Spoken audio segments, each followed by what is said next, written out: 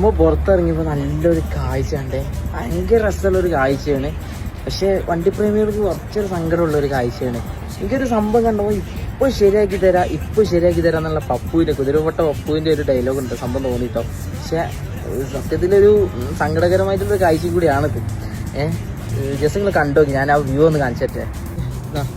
ഇങ്ങനെ കിടക്കുന്ന ഈ മുതലുകളൊക്കെ മോനെ ഒരു കാലത്തെ രാജാക്കന്മാരായിരുന്ന വണ്ടികളാണ് ഇതൊക്കെ. നമ്മൾ നോക്കിയേ, എന്താണെന്നറിയില്ല കേട്ടോ. ഈ തോന്നുന്ന ഇവിടെ റോഡ് സൈഡിലുള്ള വണ്ടികളൊക്കെ ഒഴിവാക്കിയത് ഇവിടെ കൊടുത്തിട്ടാന്ന് കേട്ടോ. സംഭവം ഏതായാലും അടിപൊളിയാണ്. ഒരു കാലത്തെ രാജാക്കന്മാരായിരുന്ന വണ്ടികൾ.